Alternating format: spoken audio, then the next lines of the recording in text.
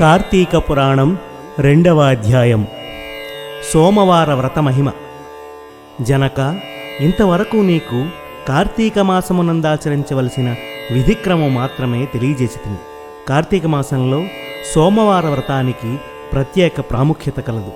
కాన సోమవార వ్రత విధానమును దాని మహిమను గురించి వివరింతును. సావధానుడవై ఆలకింపుము. కార్తీక మాసంలో సోమవారము శివునికి అత్యంత ప్రీతికరమైన రోజు. ఆ రోజున స్త్రీ కాని పురుషుడు గాని ఏ జాతివారైనా గాని రోజంతయు ఉపవాసం ఉండి నదీ స్నానం ఆచరించి తమ శక్తి కొలది దానధర్మములు చేసి నిష్ఠతో శివదేవుణ్ణి బిల్వపత్రాలతో అభిషేకము చేసి సాయంత్రం నక్షత్ర దర్శనం చేసిన తరువాత భుజించవలెను. ఈ విధంగా నిష్ఠతో ఉండి ఆ రాత్రి అంతయు జాగరణ చేసి పురాణ పఠనమునరించి తెల్లవారిన తరువాత నదికి వెళ్ళి స్నానమాచరించి తిలాదానము చేసి తమ శక్తి కొలది పేదలకు అన్నదానము చేయవలెను. అటులు చేయలేని వారలు కనీసం 3 బ్రాహ్మణులకైనను తృప్తిగా భోజనము పెట్టి తాము భుజించవలెను. ఉండగలిగిన వారు సోమవారము నాడు 2 పూటల భోజనము కానీ ఏ విధమైన పలహారము కానీ తీసుకోకుండా ఉండుట చాలా మంచిది. ఇట్లు కార్తీక మాసమునందు వచ్చు సోమవార వ్రతమును చేసిన ఎడల పరమేశ్వరుడు కైలాస ప్రాప్తి కలిగించి శివసన్నిధికి చేర్చును. భర్త లేని వితంతువు సోమవార వ్రతము ఆచరించి శివపూజ చేసినచో కైలాస ప్రాప్తియు, విష్ణు పూజ చేసినచో వైకుంఠ ప్రాప్తియు నొందును. దీనికి ఉదాహరణముగా ఒక ఇతిహాసము కలదు. దానిని నీకు తెలియపరచెదను, శ్రద్ధగా వినుము. పూర్వకాలమున కాశ్మీర దేశంలో ఒక బ్రాహ్మణుడు కలడు. అతడు పురోహిత వృత్తిని చేపట్టి తన కుటుంబమునకు పోషించుచుండెను. అతనికి చాలా దినములకు ఒక కుమార్తె కలిగెను. ఆమె పేరు స్వాతంత్ర్య నిష్ఠురి. తండ్రి ఆమెను సౌరాష్ట్ర దేశీయుడగు మిత్రశర్మయ్యను సద్బ్రాహ్మణ యువకునికిచ్చి పెండ్లి చేసెను.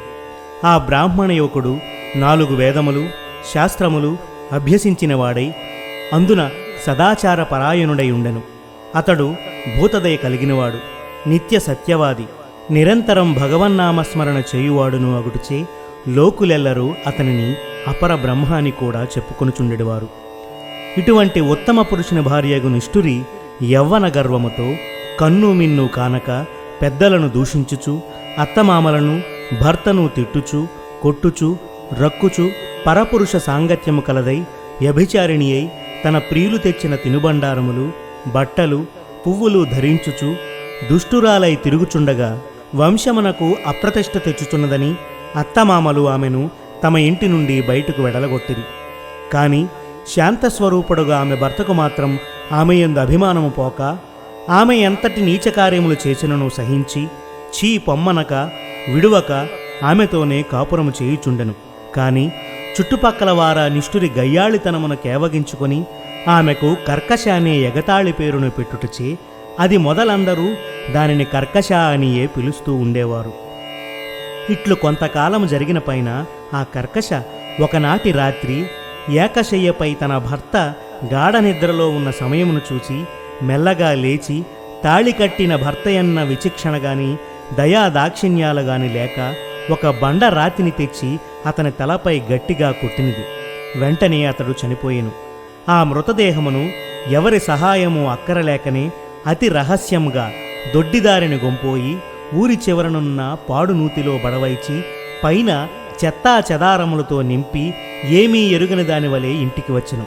ఇక తనకు ఏ ఆటంకములు లేవని ఇంకా విచ్చలవిడిగా సంచరించుచు తన సౌందర్యము చూపి ఎందరినో క్రీగంటనే వశపరుచుకుని వారల వ్రతమును కూడా పాడుచేసి నానాజాతి పురుషులతోడను రమించుచు వర్ణ సంకరురాలయ్యను.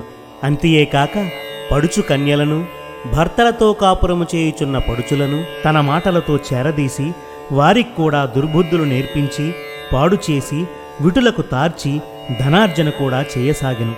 జనక మహారాజా, యవ్వన బెంకము ఎంతో కాలం ఉండదు కదా. కాలం ఒక్కరీతిగా నడవదు. క్రమక్రమంగా ఆమెలోని యవ్వనము నశించినది. శరీరమందు మేహ వ్రణములు బయలుదేరినవి. ఆ వ్రణముల నుండి చీము రక్తము రసికారుట ప్రారంభమయ్యను. దానికి తోడు శరీరమంతా కుష్ఠువ్యాధి బయలుదేరి దుర్గంధము వెడలుచున్నది. దినదినము శరీర పటుత్వము కృషించి కురూపి అయి భయంకర రోగములతో బాధపడుచున్నది. ఆమె యవ్వనములో ఉండగా ఎన్నో విధాల తృప్తి కలిగించిన విటులు ఏ ఒక్కరూ కూడా ఇప్పుడు ఆమెను తొంగి చూడరైరి. ఆ పరిసర ప్రాంతానికి వెళ్ళిన ఎడల తమ నెటులైనను పలకరించునని ఆ వీధి మొగమైనను చూడకుండిరి. కర్కశ ఇటుల నరకబాధలు అనుభవించుచు పురుగులు పడి కొంతకాలానికి చనిపోయినది. బ్రతికినన్నాళ్ళు ఒక్కనాడైనా పురాణ శ్రవణమైనను చేయని పాపిష్ఠురాలు కదా. చనిపోయిన వెంటనే భయంకరులైన యమభటులు ఆమెను గొంపోయి ప్రేతరాజుకు యముని సన్నిధిలోనుంచగా యమధర్మరాజు చిత్రగుప్తుల వారిచే ఆమె పాపపుణ్యాల జాబితాను చూపించి, భటులారా, ఈమె పాపచరిత్ర అంతా ఇంతా కాదు, వెంటనే ఈమెను తీసుకువెళ్ళి ఎర్రగా కాల్చిన ఇనుప స్తంభమునకు కట్టబెట్టుడు అని ఆజ్ఞాపించెను. విటులతో సుఖించినందుకుగాను యమభటులామెను ఎర్రగా కాల్చిన ఇనప స్తంభమును కౌగిలించుకోమని చెప్పిరి. భర్తను బండరాతితో కొట్టి చంపినందుకుగాను ఇనప గదలతో కొట్టిరి. పతివ్రతలను వ్యభిచారిణులుగా చేసినందుకు సలసలక్రాగిన నూనెలో పడవేసిరి. తల్లిదండ్రులకు అత్తమామలకు అపకీర్తి తెచ్చినందుకు సీసము కరిగించి నోటిలోనూ చెవుల్లోనూ పోసి ఇనుప కడ్డీలు కాల్చి వాతలు పెట్టిరి. తుదకు కుంభీపాకమనే నరకంలో వేయగా అందు ఇనుప ముక్కులు గల కాకులు, విష సర్పాలు, తేళ్లు, జెర్రులు కుట్టినవి. ఆమె చేసిన పాపాలకు ఇటు 7 తరాల వాళ్ళు అటు 7 తరాల వాళ్ళు కూడా నరక బాధలు పడుచుండిరి. ఈ విధంగా నరక బాధలు అనుభవించి కడకు కళింగ దేశమున కుక్క జన్మ ఎత్తి ఆకలి బాధ పడలేక ఇల్లిల్లు తిరుగుచుండగా కర్రలతో కొట్టువారు కొట్టుచు, తిట్టువారు తిట్టుచు, తరుమువారు తరుముచూ ఉండిరి. ఇట్లుండగా ఒకనాడొక శ్రోత్రియ బ్రాహ్మణుడు కార్తీక సోమవార వ్రతమాచరించి ఉపవాసముండి సాయంత్రం నక్షత్ర దర్శనం చేసి బలి అన్నము అరుగుపై పెట్టి కాళ్ళు చేతులు కడుగుకొనుటకై లోనికేగిన సమయమున ఈ కుక్క వచ్చి ఆ బలి అన్నాన్ని తినెను. వ్రతనిష్ఠాగరిష్ఠుడైన ఆ విప్రుని పూజా విధానముచే జరిపించిన బలి అన్న మగుటు చేతను, ఆ రోజు కార్తీక మాస సోమవార మగుటు చేతను, కుక్క ఆ రోజంతయు ఉపవాసముతో ఉండుట వలనను, శివపూజా పవిత్ర స్థానమైన ఆ ఇంట దొరికిన ప్రసాదం తినుట వలనను ఆ శునకమునకు జన్మాంతర జ్ఞానం ఉద్భవించెను. వెంటనే ఆ శునకము, విప్రకులోత్తమ, నన్ను కాపాడుము అని మొరపెట్టుకొనెను. ఆ మాటలు బ్రాహ్మణుడు ఆలకించి బయటకు వచ్చి చూడగా కుక్క తప్ప అన్యులెవ్వరూ లేనందున లోనికేగెను. మరలా రక్షింపుము రక్షింపుమని కేకలు వినబడెను.